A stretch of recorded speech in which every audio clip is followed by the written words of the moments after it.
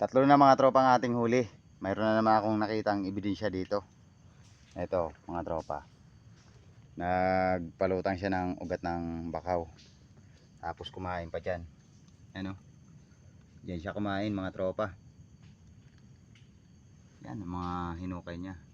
Pag nakikita kayo ng ganyan mga tropa, hanapin nyo kagad dahil di yan lalayo.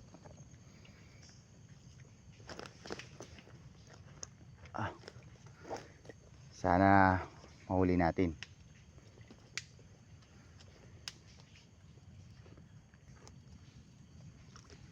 Ayan na mga katropa ang bakas ng alimango. You know? Talagang kitang kita. Oh, di ba? Papunta siya diyan. Medyo malaki-laki na ito mga tropa. Parang pambabae yung dinaanan niya. Kasi mga tropa, kilala ko yung dinaanan ng babae at saka lalaki, at saka yung bakla.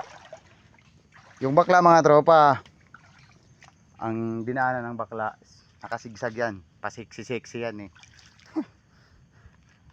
Tapos yung babae naman, tsunami walk yan, tapakimbot yan.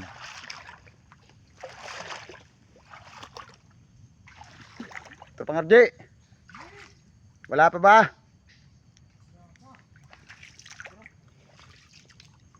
Nahirapan tayo dito ah. Umulan kasi mga tropa.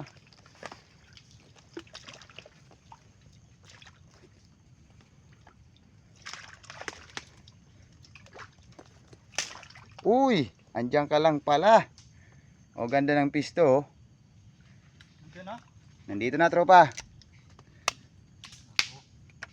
Kaya pala di kita makita-kita dahil diyan ka sumuot. Wow! Nahimulong sa ninagihan ko kanina ng babae. Nadurda ko. Batang linaw mga tropa. Yan na, kunin mo tropa. Sumuot siya no. Ganda ng pisto, di ba? May ano, may balat. May balat. Ayos yan. Sa likod niya. Mukhang masikip dyan tropa. Paano kaya nakapasok yan dyan? Siguro ko nung high tide pa mga tropa. Matapang ah. Yan na. Okay, takbo. Takbo hanggat may lupa pa. Gapang. Aligihan yan mga tropa. Ampula na.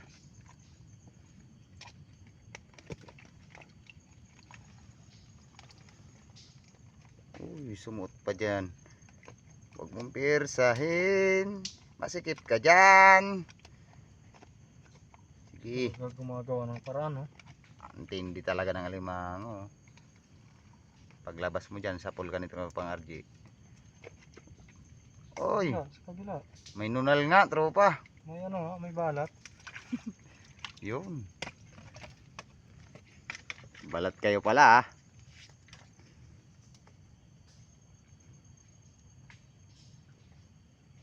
Pang-apat yan mga tropa. Oh. Wow, aligihan na naman. Laki, di ba? Nahimulong sa babae kanina. Babaeng alimango. Swerte talaga yung ano, yung kombinasyon natin tropa. Complete package kasi.